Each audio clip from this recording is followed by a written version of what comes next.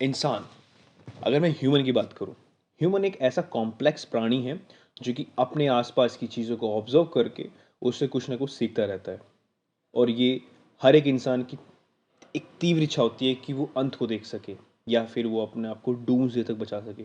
पर ये चीज़ें चेंज होती रहती हैं, हम आगे बढ़ते रहते हैं, अपने आप को चीज़ को सीखते रहते हैं, नया चलता रहता है। पर अगर आखिर ऐसा होगा क्या कि आखिरी चीज़ लास्ट आदमी बचे, तो उसका पर्सपेक्टिव नज़रिया कैसा होगा? क्या आखिरी इंसान कोई पैदा हो सकता है या फिर हमारी सिचुएशन कंटिन्यू इनफाइनाइट तक चलती रहेगी, इन्फिनिटी तक, या जब तक पृथ्वी है तब तक? सो उस चीज़ का बताने के लिए आज का पॉडकास्ट है, can we survive till the doomsday या फिर एज अ लास्ट ह्यूमन। किसी चीज़ को जानने के लिए हम उसका पास्ट देखना ज़रूरी है। हम पास्ट में ये देख सकते हैं कि हमारे पृथ्वी पर जहाँ पर हम सराउंडेड हैं काफ़ी सारी वनस्पतियों से, सिविलाइजेशन से, काफ़ी कुछ इलेक्ट्रॉनिक्स से, डिवाइस से, उस पे पहले कौन रहता था? जुरासिक युग था, फिर क्रिटेशियस युग था, बहुत छोटे प्राणी थे जो कि अपने 145 मिलियन ईयर्स तक अपने आप को सर्वाइव कर सके। So as we compare to with them, हम कंपेयर करते हैं तो हम कितना सर्वाइव कर सकते हैं। मॉडर्न इंसान को आने के लिए जो कि होमोसेपियन थे उन्हें 2 लाख साल लगे हैं। जिन 2 लाख सालों में हमने बहुत ज़्यादा ग्रोथ देखी है। 1100 तक जब पर था तो वहाँ पर बहुत स्लो ग्रोथ देखी, फार्मिंग देखी थी हमने। जो हमारा एक आर्किटेक्चरल व्यू कहता है, जो मतलब जो वहाँ के भूमंडलीय शास्त्र वाले थे जिन्होंने अवशेष पाए हैं इंसानों के, उनको देख के ये लगता है कि हाँ, हमने फार्मिंग के साथ साथ ग्रोथ करना स्टार्ट किया है। धीरे धीरे हमें इस चीज़ को जानने का मौका मिला जब 1700 के आसपास, जब इंडस्ट्रियल सिविलाइजेशन, मतलब इंडस्ट्रियल कारोबारी तरीके से बढ़ने लगे, तो उस चीज़ के साथ साथ हमने ये जाना कि हाँ, इंसानों की ग्रोथ 1 अरब तक पहुंच गई, फिर 6 अरब, फिर 7 अरब। और एक टाइम ज़रूर ऐसा आएगा जब वो, आई थिंक, थ्रेशोल्ड वैल्यू पूरा कर देगी जिस टाइम में। और WHO की गाइडलाइन के हिसाब से, गाइडलाइन नहीं बट एक सर्वे के हिसाब से ये पाया गया है कि आने वाले कुछ समूह में बर्थ रेट, डेथ रेट बिल्कुल सेम पाएगा। डेथ रेट वो रेट जिसमें लोगों की मरने की दर बिल्कुल, मतलब कितने लोग मरते हैं साल में, वो होता है। बर्थ रेट वो जिसमें लोग पैदा होते हैं। खैर, कुछ कुछ सर्कमस्टांसिस, कुछ कुछ बाउंड्रीज के हिसाब से बर्थ रेट कंट्रोल में है और इवन डेथ रेट भी। पर एक टाइम ज़रूर आएगा जब वो बराबर चलेंगे। और हो सकता है इवन आज के टाइम में WHO ने एक सर्वे निकाला था, एक गाइडलाइन निकाली थी और फ्यूचर प्रोडिक्शन किया था कि जिस तरह से ह्यूमन इवॉल्व हो रहे हैं, डिजीज़ इवॉल्व हो रही है, हमारे खाने पीने के लाले पड़े हुए हैं, सर्वाइवर्स के लिए चांसेस काफ़ी कम रह जाएंगे अगर हमारे पास सोर्सेज नहीं होंगे। तो फिर शायद चांसेस है कि हाफ पॉपुलेशन डेथ हो जाए, हाफ पॉपुलेशन बचे ही ना। सर्वाइव से मेरे को याद आया, सोर्सेज से याद आया, बीते हुए पिछले कई सालों, कई वर्षों में बहुत सारी सिविलाइजेशन विलुप्त हो चुकी है। मायन सभ्यता, Indus civilisation, Harappa civilisation, the Mississippian, Eastern Island और खम्बर फेरिया या मायाना।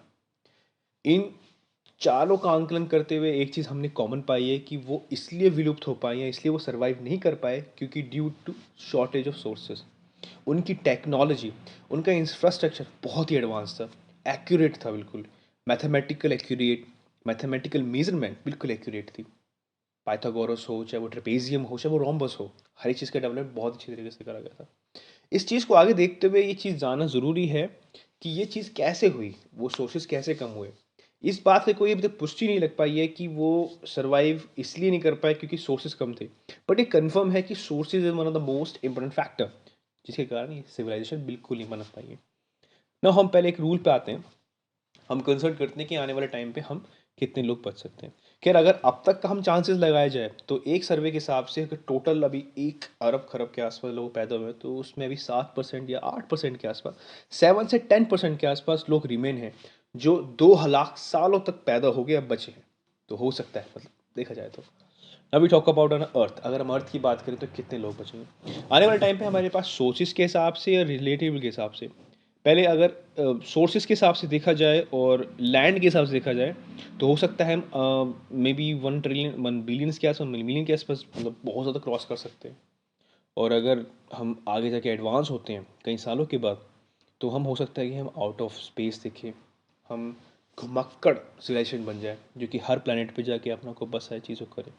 तो वहाँ पर ग्रोथ का अनएक्सपेक्टेड चीज़ें हैं क्योंकि बहुत सारी चीज़ें हमें सोर्सेस मिलेगा, क्योंकि हर एक चीज़ को पनपने के लिए एक एनर्जी, एक सरफेस और कुछ कंडीशन अप्लाई होती हैं थोड़ा इन्वायरमेंट के हिसाब से। जो कि उनको हेल्प करती है पनपने में।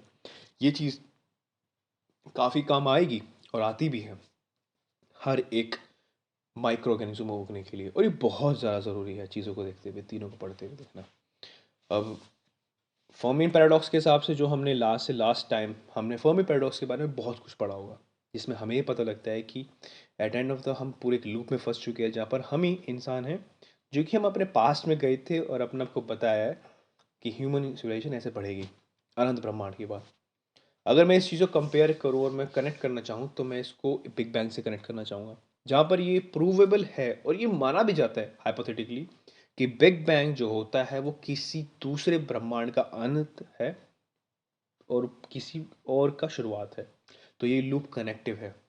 हम इस ब्रह्मांड में एक लूप में हैं, जहाँ पर हम अपना जीवन व्यापन करते हैं और आगे बढ़ते रहते हैं, बच्चे पैदा करते हैं, आगे अपना प्रोडक्ट करते हैं, सर्वाइव करते हैं और आगे बढ़ते रहते हैं, और ये है।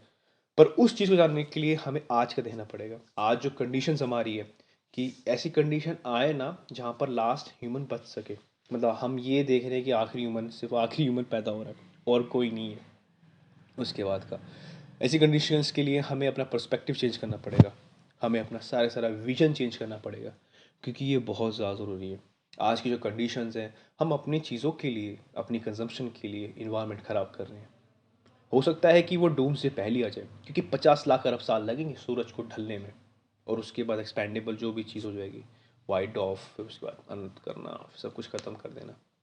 तो ये चीज़ हो सकती है, उस चीज़ से पहले हम गुजर जाएंगे, क्योंकि हम उस चीज़ को सीरियसली नहीं ले रहे हैं। सो हमें we obviously as a human we change our mind set, our vision towards the problem. That's an answer, simple सा है। अगर हम चीज़ों को सीरियसली लेंगे, चीज़ चलते रहेंगे, तो ये नौबत कभी नहीं आएगी कि हम ये सोच रहे हैं कि एक आखिरी ह्यूमन बच जाएगा तो उसका सिनेरियो क्या होगा। हम इवॉल्व होंगे, हम चेंज करेंगे, हम अगर हम दूसरी चीज़ों पे अडाप्ट कर रहे हैं, हम कहीं जा रहे हैं, तो we can involve it yourself. ऐसे ही तो जीवन का पनप होना है, एवोल्यूशन, अडेप्टेशन। वो चीज़ धीरे धीरे करते हम सीखेंगे, क्योंकि हम यहाँ पर एरर करने, मतलब हम एरर के तौर पे ही हैं। हम यहाँ अपने आप को गलत करेंगे, फिर अपने आप को सीखेंगे। हर एक सभ्यता का अंत उसके काफ़ी कुछ दुखद पलों से होता है, पर किसी का अंत किसी की शुरुआत भी होता है। सो हाँ, एज कंक्लूजन मेरे हिसाब से तो यही होना चाहिए कि हमें अपने पर्सपेक्टिव को लेके जीना चाहिए, कि जो चीज़ें हमारी सोर्सेज को ख़त्म कर रही हैं, उसे हम कैसे बचाएं रैपिडली, और कैसे आने वाली जनरेशन के लिए सेव करें, और आगे हम कोई ऐसी टेक्नोलॉजी यूज़ करें जो हमें हेल्प करे बाहर जाने के लिए और हम अपने आप को बसाने के लिए, ताकि वो चीज़ मन में कभी आए ना कि आखिरी इंसान अगर पैदा होगा तो कैसा होगा, उसका बॉन्ड फ्यूचर कैसा होगा। If you like it, just subscribe my podcast channel. And अगर आपको मूवी के बारे में ज़रूर जानना है, तो मेरा एक नया चैनल है जो कि है मूवी मीनिया, उसे जाके चेकआउट कीजिए। And thank you to have complete my 5000 listener. Thank you so much.